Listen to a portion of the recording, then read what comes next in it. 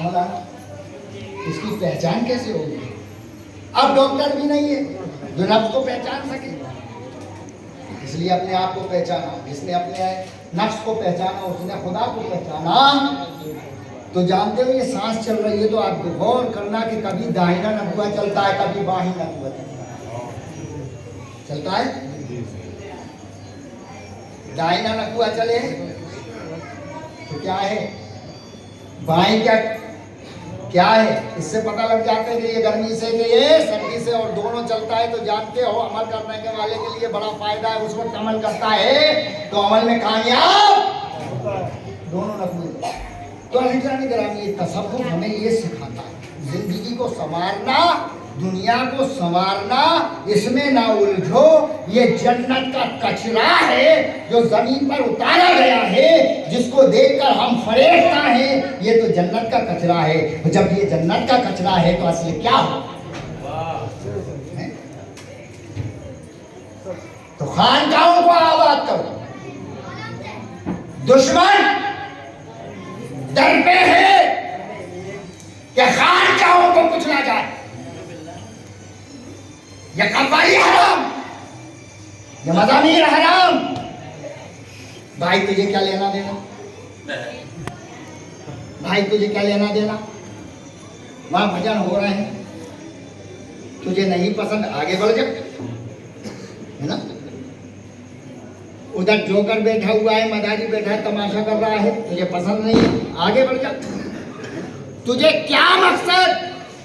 गोपाल नायक से पूछो। गोपाल नायक का नाम सुना है? अकबर बादशाह के दरबार में एक गवैया, तानसेन भी गवैया थे जो 9 रत्नों में थे, लेकिन ये गवैया, इसका नाम क्या था? गोपाल नायक।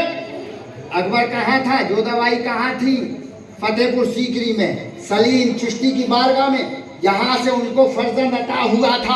अल्लाह अकबर, अल्लाह अकबर, क्योंकि अकबर ज़्यादातर वहाँ रहता था, आगरे नहीं, कहाँ? फतेहपुर सीकरी में, वहाँ पर बैठा हुआ था। सलीम चिश्ती रहमतुल्लाह अलैह भी थे। अल्लाह अकबर कि वो नायक आ गया, गोपाल नायक, और उसने कहा कि हुजूर मुझे कुछ छुट्टी दे दिया जाए। बादशाह ने कहा छुट्टी लेकर क्या करोगे? कहा मैं साउथ जाऊंगा, मैं दखन जाऊंगा और वहां से अपने वालिद की हड्डियां लेकर आऊंगा। मर गए वो, मैं चिता की हड्डियां लेकर आऊंगा। अकबर ने कहा तो रोजाना बहुत मरते हैं, बहुतों की चिता जलती हैं, तेरा वहां पर कोई है नहीं, तू कैसे पहचानेगा कि ये मेरे बाप की हड्डी है? ना? कोई मर गया, नमाज पढ़ाई या नहीं पढ़ाई, मुसलमान है कि नहीं है? इमाम आज़म फरमाते हैं घोड़े को ले आओ, है ना। तो नायक से कहा, तो नायक कहता है जल्द इलाही, हमारे खानदान में क्योंकि हम गवैया हैं, हमारे हड्डी में सुराख होता है। पहचान ये है कि हमारे खानदान वालों की हड्डी में सुराख होता है। सलीम चिश्ती बैठे हुए थे। सलीम चिश्ती रहमतुल्लाह अलैह ने राख खींची का दुनिया के गवैये का ये हाल है कि जब राग अलापता है तो हड्डी में सुराख हो जाता है, हड्डी में सुराख हो जाता है। और जो अल्लाह का की मोहब्बत में कव्वाली गाता है तो उसके हर हड्डी में एक नहीं हजारों सुराख होगा। नारे तकबीर, नारे रिसालत, ख्वाजा हसन, सुभान अल्लाह। नश्तर को उठाया और अपनी जान को फाड़ा, हड्डी नजर आई तो क्या देखा? उसमें एक नहीं सैकड़ों सुराख। और आपने फरमाया कि क्या जाने के सरोद क्या होता है, अहले दिल सरोद को जाने।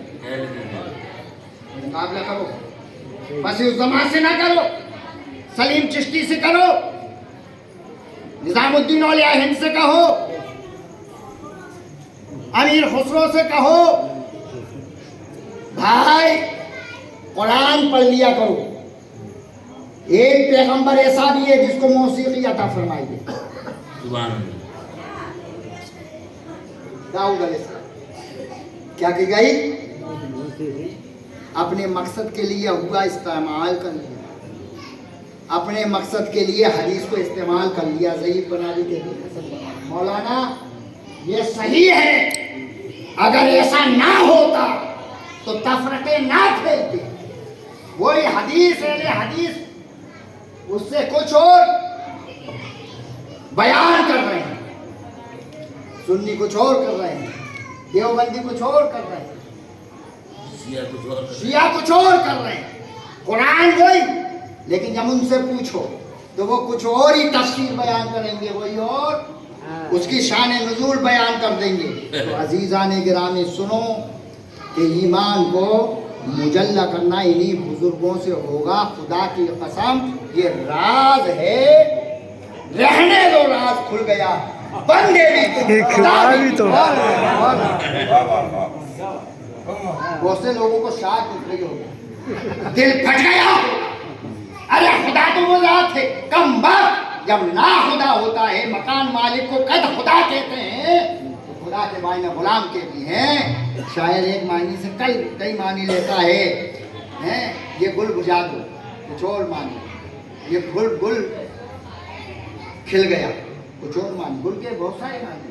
तो अजीज़ान गिरामी ये है कि कलमा पढ़ते रहो, और आखिर वक्त यही कलमा निकलेगा। जब सूफी सोता है ना तो वो तो आंख बंद करके सो जाता है, जिस्म सो गया लेकिन उसका नफ्स जिक्र इलाही करता रहता है, हक ला इलाहा इल्लल्लाह, हक ला इलाहा इल्लल्लाह, हक ला इलाहा इल्लल्लाह। देखा है पीर सो रहा है लेकिन जिक्र इल्लल्लाह। सुभान दावाना अल्हम्दुलिल्लाह।